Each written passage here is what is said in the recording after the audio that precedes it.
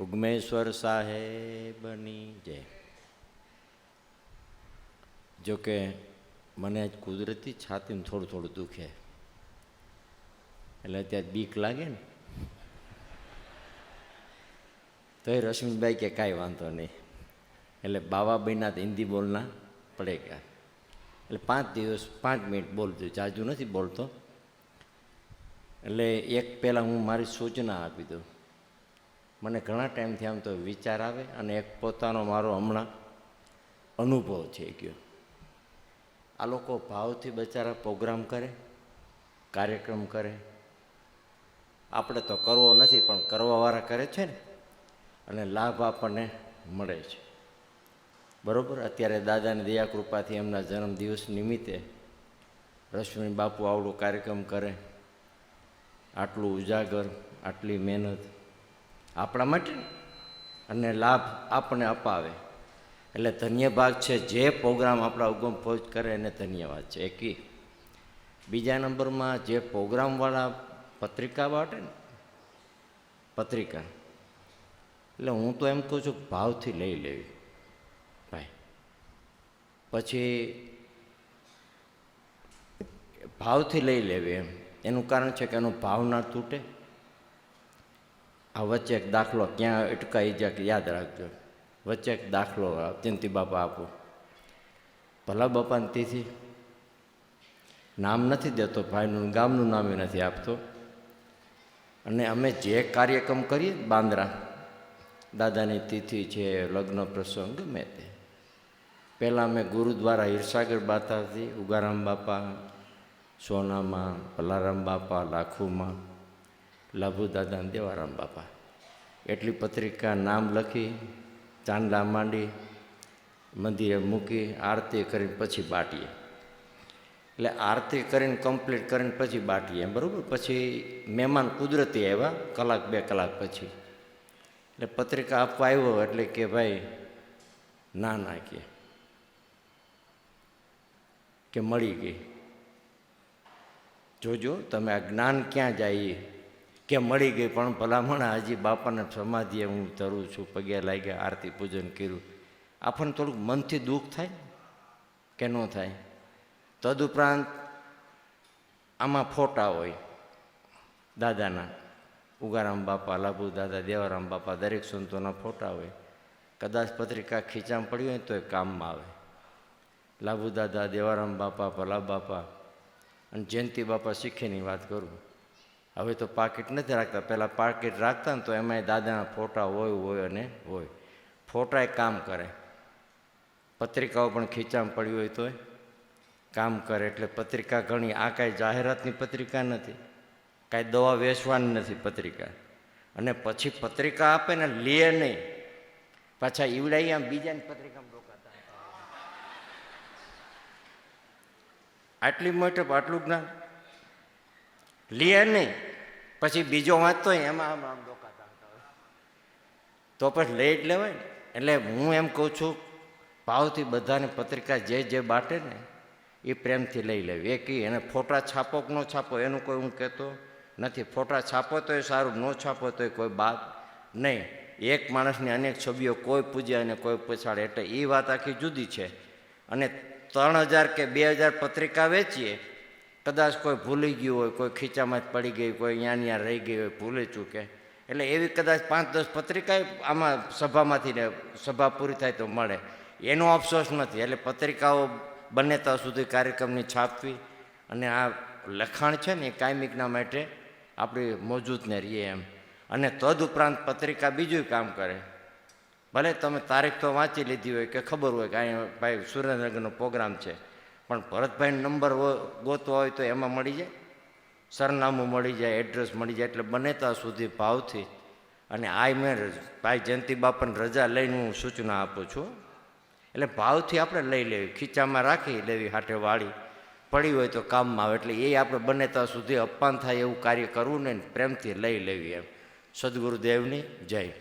જેના દાદા લાભુ દાદા, દેવારામ બાપા, ભલારામ બાપા, ઉગારામ દાદાના સાનિધ્યમાં રહી કાયમિકના માટે ભક્તિભાવ કર્યો, રાત દિવસના ઉજાગરા, અને હું તો એમ કહું છું કે એના જન્મદિવસને આજે કાર્યક્રમ સાથે જયંતિ બાપાનો પણ જન્મદિવસ, સોનામાં સુગંધ ને લાભુ દાદા અને આપણે જયંતિ બાપા સંયોગ 2 જન્મદિવસના, એટલે આપણે પણ ભાગ્યશાળીમાં ભાગ્યશાળી.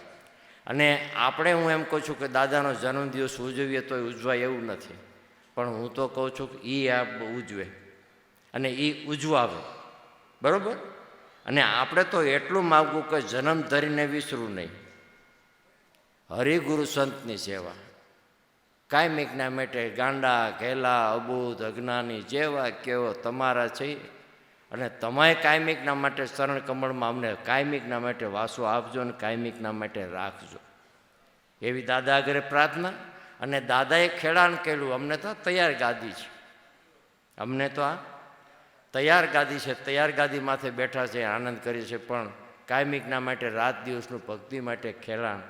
જ્ઞાન ધારા અખંડ પીઓ તમે પીઓ, જેમ રાત દિવસ તું પી તું પી તું પી, જેમ સંસ્કૃત શબ્દ છે દવા પાવા માટેનો, એમ કાયમિકના માટે આપણે રાત દિવસ લાભુદાદા દેવારામ બાપા અને ભલારામ બાપાએ અને અત્યારે જયંતિરામ બાપાએ કાયમિકના માટે આપણે જ્ઞાન પીરસી રહ્યા છે. એટલે ધન્યવાદ છે એની છત્રછાયાના નીચે કાયમિકના માટે દરેક આપણે લાલ છે, કોઈ કંગાળ નથી, અને દરેકના ઘટમાં સદગુરુનો વાસ છે અને કાયમિકના માટે રહેવાનો છે ને એ પણ આપણે રાખવાનો. આપણે ભાવપ્રેમ કાયમિકના માટે, કારણ કે અવિદ્યા છે, અજ્ઞાન છે, નો ચોટે એના માટે ભજનમાં જવું, સત્સંગમાં જવું, જ્ઞાનમાં જવું, રાત દિવસના ઉજાગરા તિતિક્ષા વેઠી 2 પૈસાનું ખર્ચ થાય, ઉજાગરો થાય. અને જગત છે, કોઈ સારા કહે કોઈ બુરા કહે, આપની મતી એનું સારા જગતની સામે જવાનું નથી, પણ આપણે જે ભક્તિનો મૂળો સદગુરુ આપણે લક્ષ્ય પ્રાપ્ત કરાવ્યો છે ને એ કાયમિકના માટે 16 વાલને એક રતિ છે. ઉગારામ દાદા કહેતા કે ભલે ફરવા જાઓ, રામાયણ વાંચો, ભાગવત વાંચો, વંચાવો, કાયમિકના માટે પઠન પાઠન કરો, પણ જે સદગુરુએ આપણને લક્ષ્ય બરાબર છે ને એનાથી જગતની અંદર આપણે, હું નહીં પણ તમારા પણ અનુભવ કહેતા હશે, એનાથી જગતમાં બીજું નથી અને નથી. પછી ગમે તે તમે ફેર ફૂદડીને કે ફરકી કરો, બરાબર, તો સરવાળે તો તમે આત્મધર્મ સિવાય બીજી વાત આવતી નથી અને નથી. ત્યારે સંતોએ કીધું કે આત્માને ઓળખાય વિના 184ના ભવબંધન નહીં છૂટે. પણ આત્માની ઓળખાણ ક્યારે થાય કે હરિગુરુ સંત કોઈ મળે આપણને. સદગુરુ કાયમિકના માટે માલમી છે, નકર જગતમાં જેવા જેના ગુરુ મળ્યા બતાવ્યું શાન, કોઈ પકડા પૂછડા, કોઈ બતાવ્યું કાન. એ જગત સામે જોવાનું નથી, પણ આપણને તો 16 વાલને એક રતિ કાયમિકના માટે પ્રત્યક્ષ પુરુષો મળ્યા છે. ત્યારે બીજી કડીમાં તમે કહો તો નહીં મિલતી વાત વેદનમાં, પણ વેદમાં કુછ ભેદ છે. એ ભેદ કોણ બતાવે કે હરિગુરુ સંત. ત્યારે જપ તપ તીર્થ યોગ સાધના એ સબ નામ આધારા. દરેક સંતો તીર્થ મહાત્મા તમે જાઓ તો બધાય કે કોના આધારે કે નામના આધારે. તો નામે પાતક છૂટીએ, નામે નાશે રોગ, નામ સંભળો કોઈને જપ તક તીર્થ યોગ. આ નામ જાણ્યું એને સબ જાણ્યું, સબ શાસ્ત્ર કા ભેદ, બિના નામે નરકે ગે પડ ચારે વેદ. નામનો મહિમા, ભક્તિનો મહિમા કાયમિકના માટે આપણે સદગુરુ ઓળખાયો છે. એટલે જપ તપ તીર્થ યોગ સાધના એ સબ નામ આધારા. કે ગુરુગમ હોય તો ગોતી લેના, વેદ પુરાણ પોકારા રટી લેમન, કે રામ નામ રણુકારા. ભાગવતમાં, રામાયણમાં, મહાભારતની અંદર જેટલા પુસ્તકો છે સંતો માસ્તર લખી ગયા, એમાંય બધેલો લખેલો છે, પણ કોણ બતાવે કે હરિગુરુ સંત હોય તો બતાવે ને આપણને. અને કદાચ બાળકો ભણતા હોય ને, આખું પુસ્તક વાંચે, પછી સવાલો પૂછ્યા હોય, આ ફલાણો 1 2 3 5, 5માંથી 4 આવે તો તમે પાસ, 5એ 5 આવડે તો તમને 100%નો માર્ક આપે. પણ એ કોણ આપે આપણને? શિક્ષક ગુરુ ને. કે તમે આવડ્યું કે નથી આવડ્યું, કેટલા ટકા મેળવ્યા, કોણ આપે? આપણને ગુરુ આપે. અને ગુરુ વિના જગતની અંદર ઉગારો નથી અને નથી. ત્યારે એને પણ કોઈ પ્રત્યક્ષ કીધું કે ગુરુ ગોવિંદ દોનો ખડા, આ કિસકો લાગુ પાય, કે બલિહારી ગુરુદેવની કે જિસકો ગોવિંદ દિયા બતાય. ગોવિંદ તો હતો, ગુરુ હતા, પણ આપણને ઓળખાણ કેનાથી મળી? આપણને હરિગુરુ સંત દ્વારા. એટલે કાયમિકના માટે ગુરુનો ગુણનો વાદો જેટલો ગાઈએ અને જેટલો મનન કરીએ ને જેટલો અભ્યાસ કરીને જેટલા આપણે ઊંડા ઉતરીએ એટલું કાયમિકના માટે આજે અમે બળદેવભાઈ બેઠા હતા એટલે થોડીક ભાગવત વિશે અમારી વાત થઈ કે ભાગવત વાંચે એટલે લૌકિક રીતથી વાત કરું છું. ઘણા લોકો વાતો કરતા હોય ને કે ભાઈ ભાગવત ઘરે બેસાડીએ અને ભાગવત વાંચીએ કે પૈસાનો ઢગલો થાય. એટલે મેં એ વાતે સાચી છે બળદેવભાઈને. મેં કઈ રીતે લોકો માન્યતા કરતા હોય ને એવું ઘણા વખત કે આ રીતે આમ પૈસો મળે અને માણા પર એની માત્ર જ છે ને ભાઈ, કે બીજું કાંઈ કે ઈશ્વર માટે કોઈ છે? શેના માટે કરે બધા? બે પૈસા માટે ને કથા કીર્તન ભાઈ, સુખ સંપત્તિ, બાળકો હાથે ખૂબ પૈસો દઈ જાય, ધન દઈ જાય, પુત્ર દઈ જાય, પત્ની દઈ જાય, હે એ માટે જ નહીં. એક વખત મેં વાત તો કરેલી, 2-3 વખત કરેલી. અમે દાદાને ઘણો ટાઈમ પહેલાં હીરાભાઈ શેઠની ત્યાં ગયા, બચુભાઈ ભેગા હતા અને મેં 1981ની વાત કરું છું. તો એ બેને એવા જાડા ભાઈ, હીરાભાઈ જાડા, છોકરા જાડા, બધા વહુ જાડા, ખરેખર 6 દીકરા અને 6 ફ્લેટ અને 6 દીકરાની ત્યાં મર્સિડીઝ કિશોરભાઈ પાર્લાની અંદર. અમે દાદાને ત્યાં ગયા ને એટલે બે બાપાની પૂજા કરીને બચુભાઈ ઊભા હતા ને એટલે કે બચુ બાપા કે ચાંદલો માંડી દો દાદાને, ચાંદલો માંડ્યા, ચોખા દીધા ને હાર પહેરાવ્યા, કેટલું પહેરાવ્યું. બચુ બાપા ભોળા કે આરતી કરો, આરતી કરો, આરતી કરો. એટલે એ દીવો અગરબત્તીને મીંડા જય જલારામ, ખૂબ પૈસો છે, ખૂબ ધંધો, હારી પ્રકાર. હવે આપણને એટલા તો નામે ન આવડે, એટલા નામ લીધા ને પછી એટલું બધું માગ્યું કે લગભગ કાંઈ બાકી નહીં હોય. ખ્યાલ આવ્યો? એટલું બધું માગી લો. એટલે માણસો કહેવાનો ઉદ્દેશ કે એની પાછળ કે બીજું કોઈ મુક્તિ મોક્ષ કાયમિકના માટે સદગુરુનું ચરણ ભૂલી જાય છે અને માગવાનું રહી જાય છે, નથી માગવાનું માગે છે. એટલે વાત એવી હતી કે ભાગવત વાંચો તો વાતે સાચી છે. જો વાંચો ને મનન કરો ને અભ્યાસ કરો તમે કોઈ પણ પુસ્તકનો, બરાબર, ત્યારે કોઈ ભાણ બાપે કીધું પુસ્તક કેરી પરોજણી છે, ક્યાં વાંચે પ્રગટ પાને, આ મનકા મન સમજાય લે ને તો મેરા મજરો માને. આ સુરતી ચડી અસમાન ઠેરાણી, આપની વાર્તું સદગુરુ જાણે. એટલે પુસ્તકમાં જ છે, પણ ભાણ બાપા એક જ કીધું, પુસ્તક કેરી સી પરોજણ ક્યાં વાંચે પ્રગટ પાને. વાંચવા ના નથી પાડી, પણ એક જ શબ્દ છે કે મનકા મન મેરામ સમજી લે તો મેરામ મજરો માને. એટલે ભાણ બાપાએ ના નથી પાડી, પણ એમાંથી સાર ગ્રહણ કરવાનો કીધો છે. ત્યારે પુસ્તક છે, પણ એમાંથી આપણે વાંચતા વાંચતા મનન કરો ને તો આપણી અવિદ્યા દૂર થાય. અવિદ્યા દૂર થાય એટલે હૃદયપટની અંદર જ્ઞાન પ્રાપ્ત થાય. તમારામાં જ્ઞાન પ્રાપ્ત થાય એટલે બધો મોહ છૂટી જાય. બધોય છોડવું નથી પડતો, છૂટી જાય. ક્યારે? કે મનન કરીને અભ્યાસ કરીને તમે અભ્યાસ કરો ને તો. નકર કાયમિકના માટે હને પાતો ઊભો છે, ઊભો છે અને ઊભો છે.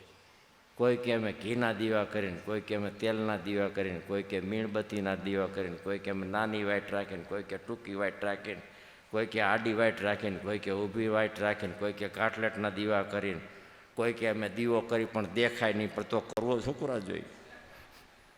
નથી જ દેખાતો, આખું વિશે નથી દેખાતો ભાઈ. પણ હનેપાત ઊભો છે, ઊભો છે અને ઊભો છે. હરિગુરુ સંત ઉગારામ બાપાને લાભુ દાદા સંત જેવા આવે તો એ છોડાવે. નકર કાયમિકના માટે હનેપાતો છે, ઊભો છે. એટલે આપણને સદગુરુ મહાપુરુષો મળ્યા છે. આપને ટેકો દે એવા મહાપુરુષો મળ્યા છે. સામાન્ય માની નહીં લેવાના, સામાન્ય વાત પણ માની લેવાની. આ તો આપણને સહજ છે ને, એટલે કાંઈ દેખાતું નથી. સહજ છે, રાત દિવસનો આપણો ખોરાક છે અને રાત દિવસ તમને સહેલાઈથી મળો છે ને, મળવા આપી છે એટલે આ સહેલાઈ છે. એટલે કાયમિકના માટે આનંદમાં રહેવું અને જગતની અંદર ભક્તિ અને સદગુરુનું ચરણ અને નામ ભજન વિના નહીં નિસ્તારા જાગ જાગ મને ક્યુ સૂતા, જાગ્રત નગરીમાં ચોરની લૂંટણ જખમાં ગયા જમદૂતા. નામમાં જાગ્યા, ભજનમાં જાગ્યા, ભક્તિમાં જાગ્યા, ગુરુ ચરણમાં જાગ્યા. કાયમિકના માટે એની માથે ધોરી ધજાવું કાયમિકનામાં ફટકે છે ને ફરકતી રહેવાની છે. એટલે નહીં જાવે કે નહીં જાવે, જેને સાચા સદગુરુ સેવા એ નર નહીં જાવે. એટલે કાયમિકના માટે લાભુ દાદાને કાયમિકના માટે પ્રાર્થના કરી કે તમારા ચરણમાં રાખી અને કાયમિકના માટે ભક્તિપદ આપી અને અમરવાસો અમારા કુટુંબ પરિવારમાં કુળમાં રહી દઈએ એવી આપણે દાદા આગળ પ્રાર્થના. બોલો સદગુરુદેવની જય, ઉગારામ દાદાની જય, લાભેશ્વરનાથની જય, સર્વે સંતોની